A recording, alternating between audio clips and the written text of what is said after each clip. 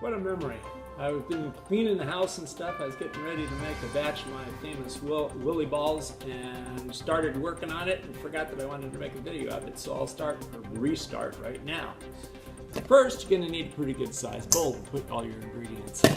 Then you're going to need about 2 big bananas.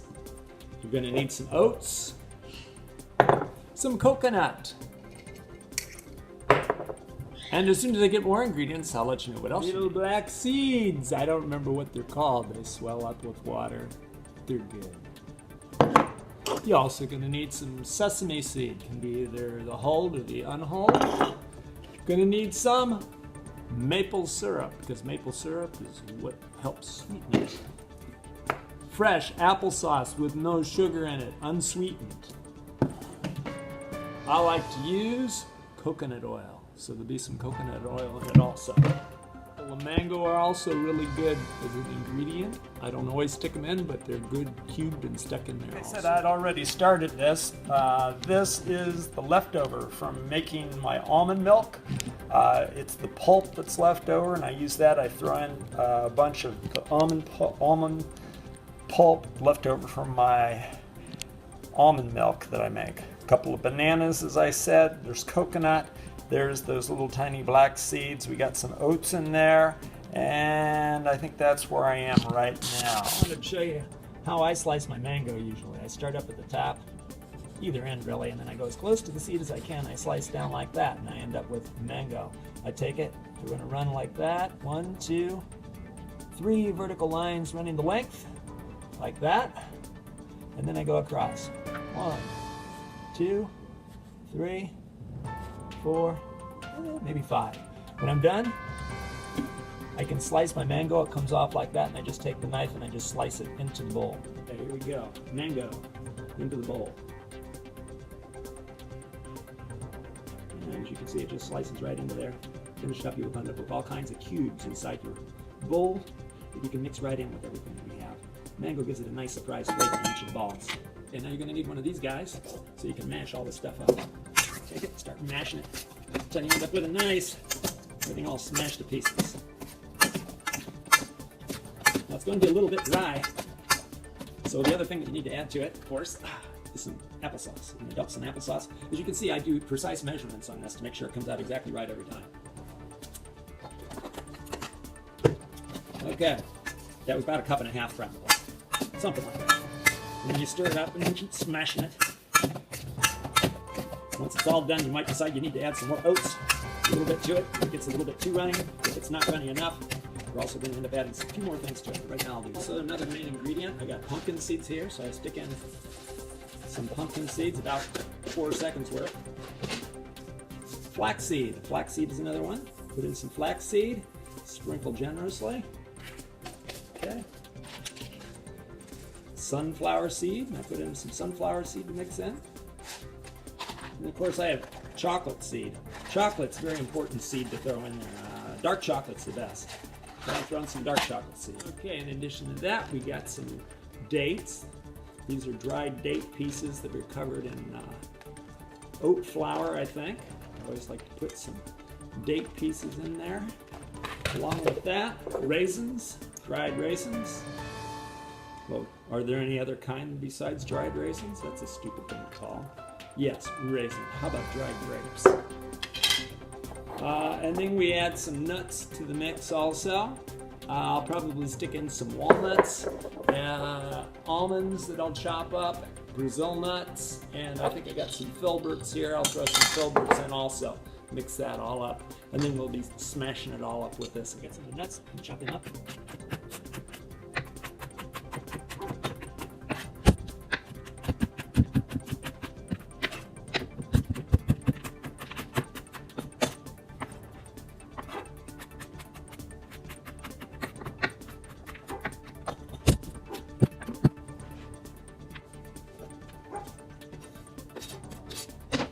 Walnuts, chopped the same way, and almonds.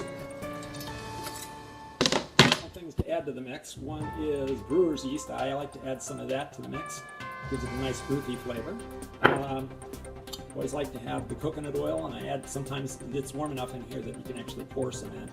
Usually a couple of tablespoons full is probably what I add to it. And then of course, to sweeten everything, a small amount of maple syrup. I like to use cinnamon, add a little cinnamon to it, actually quite a bit of cinnamon. I love to use nutmeg, except I'm all out of it. I had to chop a little bit that I had left. Might be a little bit left in the cup, but almost out of nutmeg, but I do like nutmeg. And I like to add turmeric sometimes because that is, I heard it was good for you. It gives it kind of a yellow tint. It's pretty good stuff. And one other thing that I forgot to add that I usually add, I use buckwheat. I use the untoasted buckwheat because I hate the taste of the toasted buckwheat. But the raw, untoasted buckwheat's pretty good. I put a little bit of that in too to add a little crunch to them. People always ask me, what is that thing that's in there? Crunchy. They like it. All right. Ready to mix it all up and then start making. Get done mixing it all up. It should be a pretty thick, pretty good consistency. I'm going to use this to make the balls with. Yeah, here we go. Time to start making some balls. Just grab a bunch of it, pack it in your hands, back and forth. See whether the consistency feels about right. If it does, bingo, there's your first ball. Do another one, see how it works out. If it feels a little too wet or it feels like maybe you need to add a little bit more, you can always add a little bit of oatmeal. That'll help get the ball a little bit harder. Okay, there we go. Because you know how it is with hard balls, they're good. When I first started cooking these balls, I used to have coconut on the side in a little round bowl, and I'd throw the balls inside the bowl and roll them around to get them all coated with coconut on the outside, and that was a pretty cool way to make them. I enjoyed that. I didn't bake them as long because the coconut would get too toasted, but that's another option you can do. Now I just stick the coconut inside everything and add a little of the oil to it. That helps in the flavor, and I really enjoy them that way, but it's kind of cool to have the coconut on the outside. Now it's time for a squashed ball, made just like a regular ball, except when you're done with it, you place it down like that and make, voila, a squashed ball. Put it over to the side.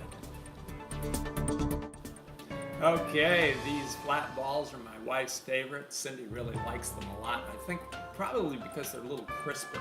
You make them thinner, and so they bake a little bit more evenly, a little crisper, crunchier, more like a cookie.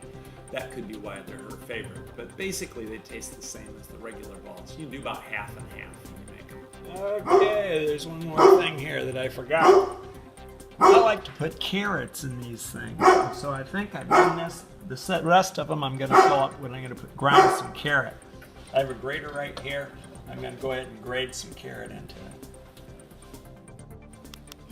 Okay, I'm going to go ahead and make some more balls now and finish the tray up with that.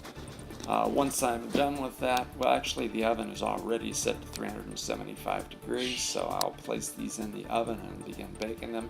I usually go anywhere from 30 to 40 minutes usually. Sometimes I've gone even longer. The longer you cook them, the harder they're going to be and the more cookie-like.